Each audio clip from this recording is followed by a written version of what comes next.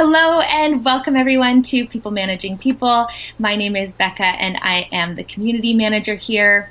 If you're not already plugged into the community, we are a supportive space for experienced people managers and culture creators to develop as leaders and connect with other like-minded individuals. This community is really a place for you to connect with others in similar roles, build your confidence as you iterate through your practice and approach, and develop your skills so that you can lead and manage more effectively. If you'd like to get involved, you can sign up for free at peoplemanagingpeople.com/community. And I hope to see you there. So today I am super excited to be interviewing one of our People Managing People experts. Her name is Sarah-Jayne Lehtinen, and she is a former educator, project manager, and operations specialist. And she's now the head of people operations at Prodigy Education, where she leads the development and execution of innovative programs to attract, develop, and retain Prodigy's talent. Welcome, Sarah-Jayne. Thank you so much. It's a pleasure to be here. It's great to have you here. I'd love to just start off with getting to know you a little bit more. If you could tell us a bit about yourself and where you grew up. Yeah, so I was born in St. John, New Brunswick, so I feel like the East Coast is like always a part of me, but the truth is I've spent most of my life in the Toronto area. I live in Oakville, Ontario, and throughout my time in Ontario, once my family moved here in '87, I've really just been bouncing back and forth across the border between the US and Canada, but this is where I call home. Amazing. I am also from the East Coast, so now in the West Coast, but it is where my home is as well. So I know you have a diverse career background, so could you tell me a little bit about how you got to where you are today? Yeah, so I started out my career in the classroom. I was an elementary teacher, taught grade 5. It was fantastic. I even one year got to teach art for elementary, and that was a ton of fun and everything that you can imagine it would be. But again, because I've been in the US and Canada, all my credentials are American and I taught in the US.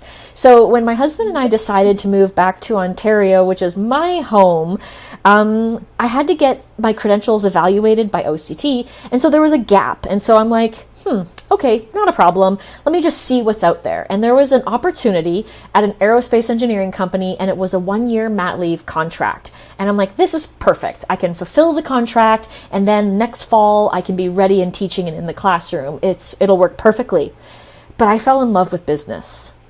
And that contract, I only actually was in that position for a couple of months because very soon thereafter, I moved into an inside sales role.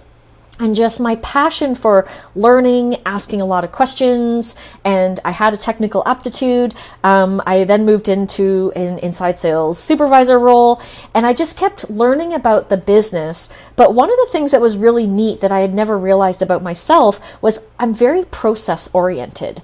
And so through this, I started identifying all these operational efficiencies, even before I knew what Six Sigma and the whole concept of operational efficiencies was. And eventually, I mentioned to the president, I'm like, we have all these silos, and what we really need to do to bring the team together is we need to merge these areas of the business so that we can come together as a team and really work together well. And so he kind of took that away and thought about it, ended up merging all of those areas, and then I got to be the manager of that whole area, reporting directly into him. And so most of my role transitions and experience are because there was no obvious person for something, and I just was there. And so I just kind of stepped into it, tried it, gave it a chance. And it was amazing the opportunities that I got, project management being one of them. There were projects to manage, and we had an in-house certified PMP expert, and he would just be like, well, I'm going to do this. And I'm like, well, how do you do that? And hey, can you let me in? And the next thing you know, he's offloading tasks and I'm gaining this new experience. After that, I went out to the East Coast again. I had a different role and I came back to Ontario. But most of my jobs were stepping into something that's not very well defined and an opportunity to just try something new. And so I just kept stepping into the open doors of like, let's see where this takes me. Let's see what comes of this. In coming back to Ontario, it was the first time where I'm like, I would like to be intentional about my career. I want to find a really great culture. I want a really strong mission, and I want something that I'm excited to do every day. Because the aerospace company was exciting, loved it, highly engaged, but it didn't have a great culture. The companies that I worked for in PEI, amazing culture, but I was bored out of my mind. I needed to be more engaged with my role. And so in coming back to Ontario, I started helping somebody start up and open a brick and mortar tutoring center. And I was able to use my education background. I was able to use project management. But again, in working for this individual, I'm like, you are not nice. I don't want to work with you. And so I then looked for a different opportunity, and I found Prodigy. And for me, Prodigy has been an incredible journey because there's always a ton of work to do to anybody who's willing to give it a try. But we have a really great culture that started before I joined, and I've just been able to support its continued growth and scale. And it was a really great opportunity to find a mission that balanced my passion for being in the business world and education, which is ultimately my roots and where I started. And so I love being part of a really great team of smart individuals where together we're working to help every student in the world love learning. That's such a wonderful journey, and ending up somewhere that marries both of your skill sets and both of your career paths that you have. What would you say to an HR manager or director who is part of an organization that has a great company culture but doesn't have that level of engagement, kind of like what you experienced when you were out east? Yeah, it's about understanding, do you have the right fit for the role, and are people excited to do this work? And I know for me, in my position out there, it wasn't that there wasn't important work to do. It just wasn't as interesting for me because of me as a person. And that's where understanding the people and really knowing what drives them and what gets them excited, that's where you're able to tailor the role to the individual. And that's where hiring for that is fantastic. But then when you see something and you see that misalignment, that's where you have to train your managers to be able to spot that, to ask the right questions, and to identify what are the strengths of this individual. What do they do? I know my sweet spot is throw me into a highly ambiguous, complex problem. That's my favorite to try to figure out how to solve. Not everybody likes that. They can be very frustrated by that. Some people like structured, repetitive tasks where they can focus on the improving of them. Find those individuals for those roles. And that's really important because there is somebody for everything. It's just a matter of, do you have the right person? Mm-hmm. Awesome. So let's talk just a little bit about a hot topic right now in HR, and that is remote work. Do you think it's here to stay? I think in a form, yes. I think remote work, it provides such a beautiful flexibility where when you don't have to commute, you have a better ability to integrate your personal life with your work life. And so I think an element of it is absolutely here to stay. But do I think in its entirety or what it is today? No. We are community-oriented people. We need people. And while I am so fortunate to be part of a company who was able to make the transition to remote work quite seamless, and honestly, it was quite effortless in being able to just say, okay, everybody be at home, but we need people. And so the challenge has been, how do you help keep that community of people together when you can't actually be together? There's a book called Sapiens, and I know it's a pretty popular book, but it's a beautiful, very long book that goes through a lot of history and the evolution. And that book talks about how we are community oriented in nature, and we just, whether it's a tribe, whether it's a small community, and there's this number of Dunn's number of like 150, once you go over that, you're no longer a community, and you need to find a way to bring it back to these small community organizations. And so I do think a version of it will always be with us, just not 100% like it is today in some organizations. Totally. I am definitely one of those people who needs community. So while I've adjusted to remote work, it definitely hasn't been my preference. So what has Prodigy decided in terms of remote work for the future of the company? Yeah, so we are absolutely going to embrace the remote work, and we are calling it office optional. But we are not relinquishing our office space, and we are not scaling back our office space, because we do really firmly believe that people are going to want to come back in. And even if not at first, over time, people are going to slowly find their way back as they feel comfortable doing so. And so we're going to have to work on that hybrid efficiencies of how do we work together in a hybrid environment, and there's going to definitely be some growing pains there, so that we're not ignoring the remote individuals or treating them like second-class citizens. That's what we do not want. So we're going to have to do a lot of focus on the hybrid piece, but we are absolutely going to embrace it, but keep the option for everybody. That's great. I think a lot of companies going forward are probably doing a hybrid approach. I'd love to know, how did you approach keeping your employees engaged and healthy without the usual community and office interactions during your fully remote period? Yeah, that's been a fun exercise of really stretching your creativity and innovation. We started with some of the simple things, like doing a daily remote challenge. So we have a specific Slack channel, and everybody joins the channel. You can opt out if you'd like, but we throw out a theme every single day, and it's just a question. And it's, today it was, what's your favorite biography? On Friday the 13th, it was, what's your favorite horror movie?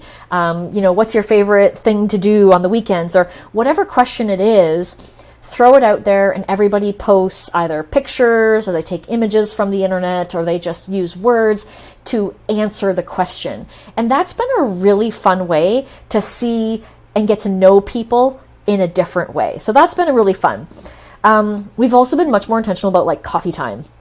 So we have a bot, we've integrated into Slack, and it pairs people up so that you're meeting people, because that's what's missing in the remote world, are those water cooler, coffee, impromptu conversations. And that's where creativity and innovation can come out from a business perspective, but also just building relationships with employees. And so that coffee time has been a great way to just spark interactions outside of the people that you work with on a day-to-day basis. And so that's been really fantastic. Our Oakville office, we have a fitness center there, and we had an in-house person who did training, ran classes. So when we went remote, she went remote too. And so it looked a little bit different. Sometimes it was classes, but sometimes in the afternoon, like you'll just see it pop up in everybody's calendar, and it's like a guided fitness session or a guided stretch break or a guided meditation. And it's just like 15 to 30 minutes of just stop and just take a moment, breathe deep, and it's really fantastic. But she also does like one-on-one sessions, so you can reach out to her and you can do a private consultation. She's been organizing speakers who come in on different topics, and organizing like fitness challenges. And so every month there's a new fitness challenge with a new theme. And so there's been a lot of ways of just bringing people together on the subject of like fitness and well-being. We also purchased memberships for like games, like Kahoot type trivia. And so our office team supports the teams in using these things, coordinating them. We've done company-wide events like escape rooms where, we break up into smaller groups. We've done comedy shows. There are so many creative groups out there running really fantastic events. Like just last week, my team and we did something called Just Darn Fun Event. And it was like really fast-paced, random games, and but you get to know. And so it was like, would you rather, and you'd have to like answer the question, or two truths and a lie, but you'd have to like put your fingers down if you've done this before, and bingo of like random, like he's pulling off these numbers so fast. A lot of different events just to drive getting to know each other and connecting people and just stopping to have fun. I love that. Those all sound like really great ideas. I especially love the having the personal trainer booked into your calendar. I think that's such a great idea. Just for everyone listening, what was the name of the Slack app that you use for coffee times? I think it's just called Donut app. Oh, Donut. Yes, Yeah, I've heard of Donut. Okay, nice. Yeah, so it's great because you can drop it into a channel. So like we dropped it into our manager's channel. So it pairs up manager. So right off the bat, you know that you have something in common. You're a people manager. So what are some of the challenges that you're finding? Or we dropped it into a coffee time. So anybody can opt into that to meet anybody from the company. Or you can drop it into your team and department. Because my department now, like, you know, we're 35 people. So it's hard to make that time. So we just automatically pair people. It's great. Yeah, that's a really awesome idea. So I know with working remotely and trying to balance personal life and work life, what's something that you think companies should do to help employees not get burnt out? Well, I think we're just in a unique situation because, I mean, you know, we've been in this for what, like 17 months now? Where, you know, and there's a lot of research coming out now showing that morale is dropping, burnout's increasing, and it's not just because of work, it's because we were thrown into a situation where you might have to deal with childcare, education, isolation, loneliness. There are so many factors. Everybody is plagued by something that we weren't plagued with before, but now we have this on top of everything else. And so there's just the global situation that we're trying to deal with, which is affecting us. So there's not necessarily like one particular solution, but what we've definitely been seeing is the importance in just gathering that feedback and leveraging that employee voice. And leveraging that employee voice, not because we can do everything that they ask for, but we can at least start implementing different flexible solutions, and it helps us with prioritization. We know how to equip our managers. Managers have such a pressure on them. Their role has changed so much through COVID in this working environment that we've been in. And so just being able to hear what they are, the concerns are that are coming from the employees more broadly and across different levels, across different teams, and then being able to translate that into action planning as an org has been, we've found, really helpful. And how often do you gather feedback from your employees?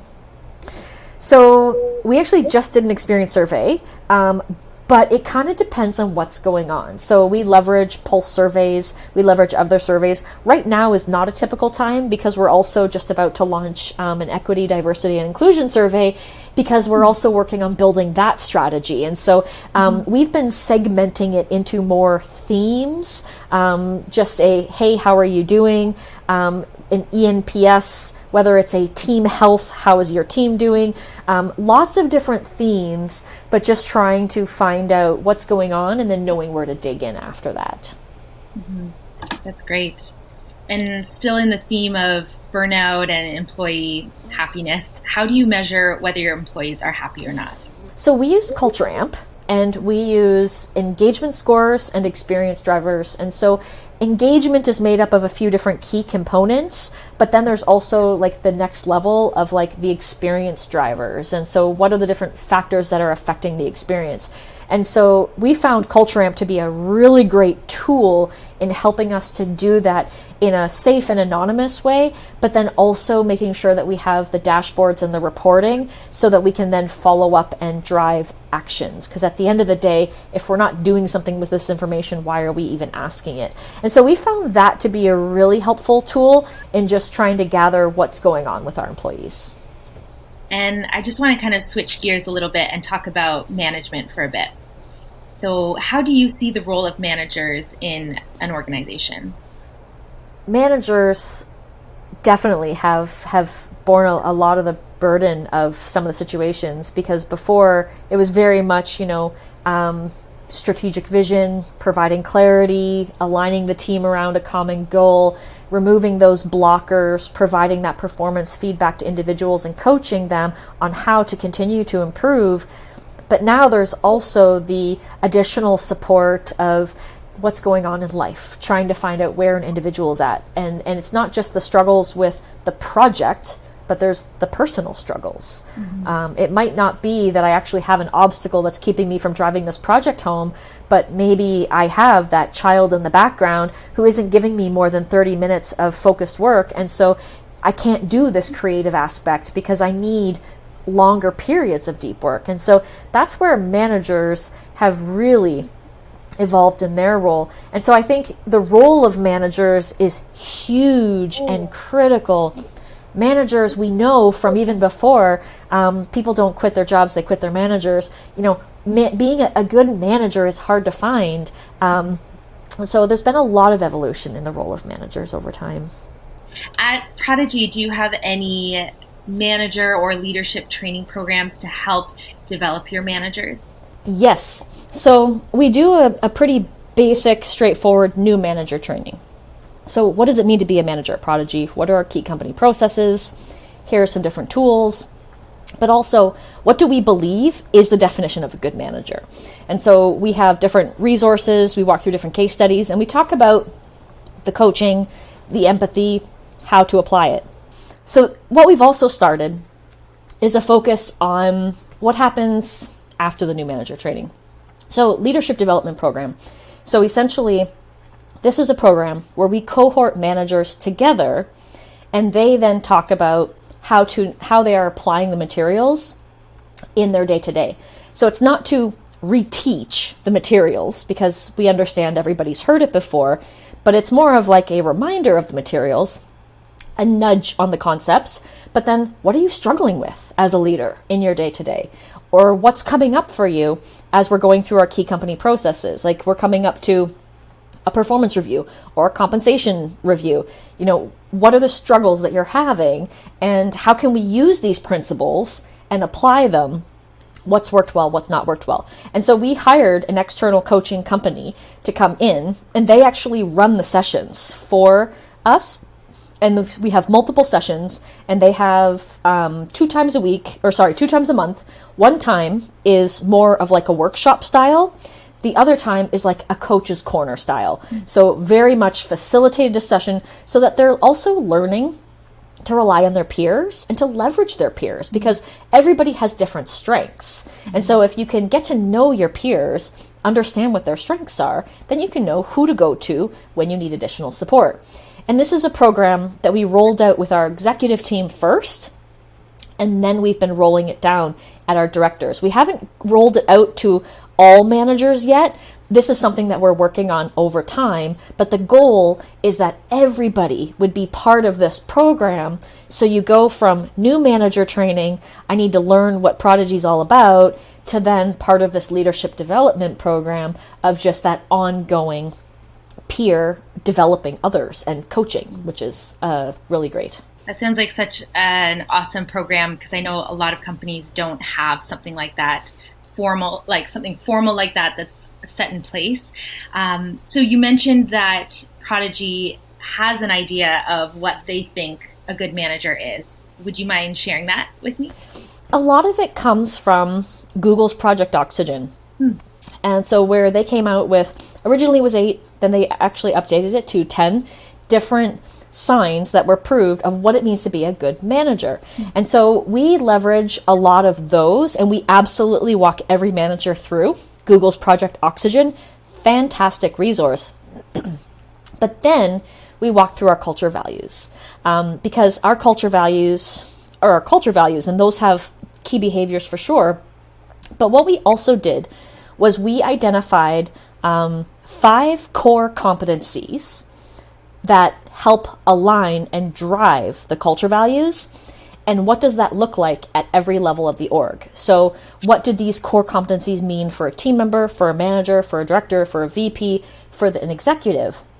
And so we also work through those core competencies, because at the end of the day, that's a more objective measure for how are you doing and how are you approaching situations. But those competencies support our culture values, just to make sure that our culture values are at the heart of everything that we do. Amazing. And in terms of your personal management style, do you have anything that you draw from or anything that you base it on? So my personal style is very much influenced by my love for team sports. And it really is being that coach. A coach cannot step on the field and play on behalf of the player. They need to be able to equip that player so that the player can run and do it and ultimately be successful. And so there's that focus on that individual and what that individual needs, but then also the step back in how is the team working together.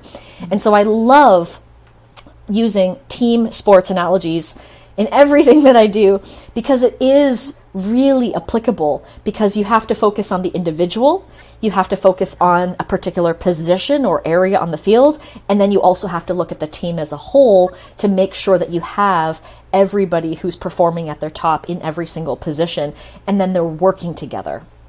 And you can't have more than one Michael Jordan on a team, right?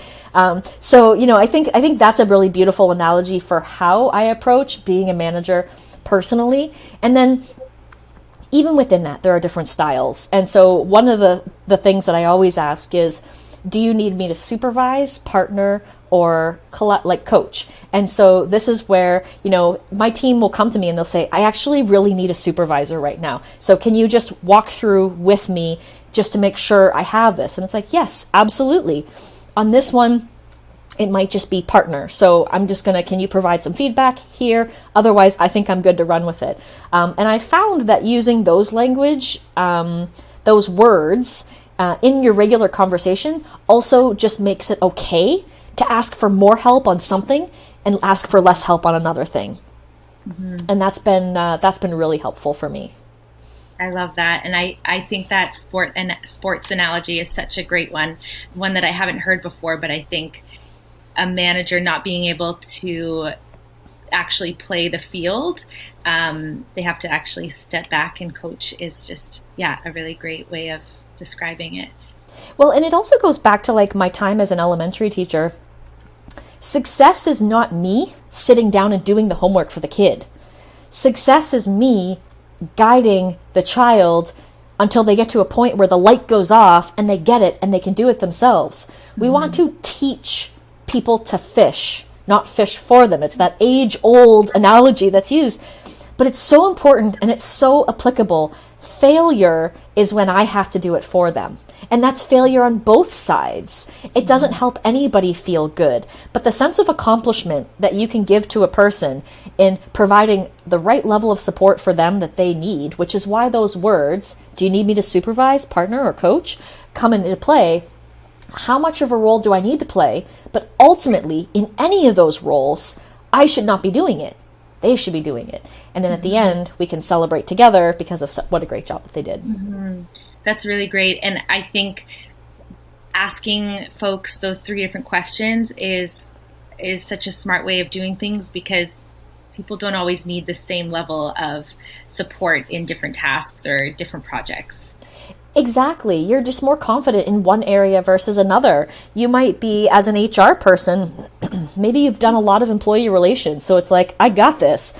But then you've never launched a company-wide program. Now it's like, no, I would love a little bit of extra support in just walking through because I understand the impact. And that's okay. You can be one in one situation and another in another situation. Definitely. So just switching gears again here, I know that you're big on using data to inform your strategies. What sort of metrics do you look at? So I look at a lot of metrics, love analytics, and I love how that's coming to the forefront now, especially within the field of HR. So we start with, we've got individual KPIs and metrics. We've got sub-departments. So there's multiple functions within my team. Each function has their own set of metrics. Then there's departmental metrics, and then there's organizational health metrics. What I spend a lot of my time reporting on to the executive team our organizational health with like, how are we growing? And when you look at like our headcount pacing, that of course leads us then to talk about our hiring. What does the hiring look like? Attrition. Are we at a healthy rate of attrition? And talking about those, and also with hiring, looking at the quality, not just the quantity of the hires, because we can hire everybody on time exactly when people want it, but if they're not the right hires and they're just going to turn over, it doesn't help anybody in the end. But then we also look at tenure, and we look at tenure not just for the makeup of the current org, but the tenure of the people leaving. Are there indicators there? Do people leave at a certain point in their career at Prodigy, and why or why not? And then the experience survey. So the experience survey, which covers, as I mentioned before, engagement, but then also experience drivers, that's where we're able to really take a look at a lot of different pieces of our program and the overall priorities of what we should be focusing on based on what's coming out of that survey. So we can look at like the onboarding piece and how is the onboarding? So we have it ties into the experience survey, but it's slightly different questions for when you're new because you have a different perspective.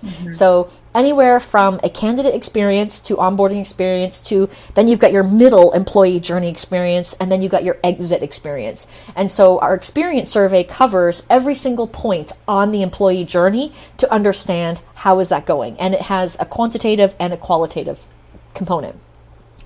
And then we look at performance. And when we look at performance, we slice it a few different ways. We definitely look at, how many high performers do we have? How many are in the middle? What are we doing about that? How do we make sure everybody's at their best? But then we also pair that with business outcomes. So if we look at the performance of a particular team, it doesn't matter if everybody's a high performer or not. How is the team doing? Are they getting the business results that we need? Because maybe there's a team dynamic that's not right. And so we need to take a look. And sometimes switching a single person can really drive more of those business outcomes because you have a better team dynamic. It really doesn't matter about the personal performance side. So we slice that a few different ways. And then finally, total rewards. We take a look at how we're positioned in the market, what are the competitors doing, and then we also look at, from a hiring perspective, new hires, what are their asks, what are they making, and when people are leaving, what are they like leaving from, and are they going to make 10,000 more, 20,000 more, however many $1,000 more, or are there other piece of the total rewards that they're going to after? And so when you put all of that together, in addition to like where we are in the market and our own structure, our bands, we can see just overall general health. Sounds like a lot of different data sets. Do you have a preferred method of collecting data or a preferred tool to use to combine all the data? So one day I would love to have a single tool, but we don't because there's so many good point solutions out there. So we have Lever from an ATS. We use Bamboo HR for our HRIS. We use Culture Amp for our experience survey, all of our surveys. And then we also use, it used to be called Seven Geese, now it's called Paycor. And we use that for all of our OKRs. And so all of those tools do have a certain level of reporting, some tools better than the other. But what we have done is we've used a BI, a business insights tool, and we built a private warehouse for our data so that we could export that people data into a private warehouse separate from the company data. Thank you, data engineers. And then our people analytics person can build a number of custom dashboards based on all of that data. And so we use Periscope, which I think is now called Sysons. And so that's how we can visualize all of our really cool dashboards. Can you tell us a little bit more about your approach to making sure employees get the training that they need to help themselves grow professionally and also to help better the business? Yeah, so we have a few different mechanisms. So one, we do offer a learning fund. And so that's $100 a month for every single employee, no questions asked, spend it on whatever you want. That will drive your personal learning goals. Those personal learning goals come out of your one-on-one conversations with your manager based on what is your current performance, what are your next steps, and then how can you support that learning. And so we have a few different tools internally that we've built to help decide, what does that look like? Maybe it's a tech competency, maybe it's role descriptions, some of those like growth frameworks. We have a few different of those internally to help employees understand where are they today, where do they want to be, and what are the next steps there. So we have that first. But then we also do training proposals. So there might be something that's either individualized or maybe for a team where you can submit a request and we have a special pool, a budget allocated for providing the training. So we've brought in specialists to help train our sales department in selling in a new type of way, or training our agile team just to reinforce our approach on agile. We've brought some specialists in. And so we also do that, but then we also have this like leadership development program where we bring in external consultants and do more of that like just-in-time, today type coaching. And so we try to support individuals in a variety of different ways because everybody learns a little bit different. And so it could be you need this type of training, or maybe it is just you just need access to certain webinars and books because that's how you absorb knowledge best. That's really great. And is there any initiative or change that you've ever introduced as an HR professional that you're super proud about? I feel like, because I've had the privilege of building the program, I've watched multiple iterations, and it's been fun from like the first iteration when I did it and watching my team come in and make it better. It's been fantastic. But I feel like introducing the employee journey and the employee experience has been really impactful to change how we look at, the typical HR type projects. It's not just about, as an HR person, you should be doing performance reviews. Well, looking at the employee journey and how a person moves through the life cycle of their journey here at the company, and what are the certain experiences that they have along the way, and how can we help those experiences?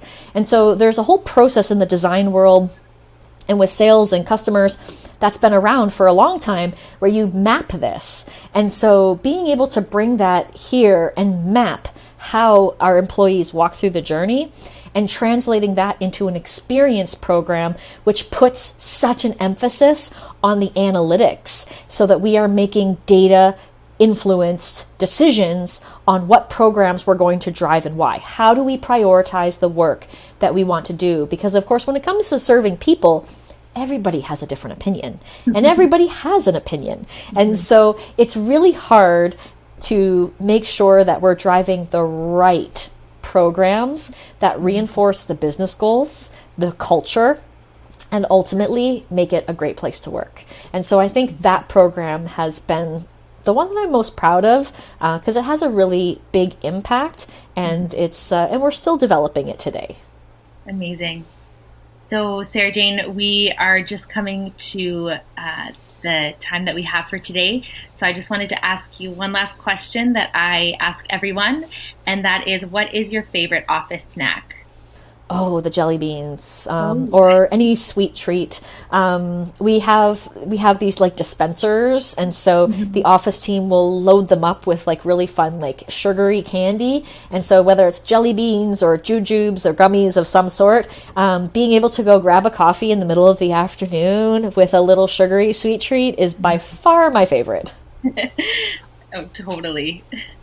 Well, that is it for today. So thank you so much for spending just this last hour chatting with me. It has been such a joy, and I feel like I've learned so much. So thank you for giving me a bit of your time today.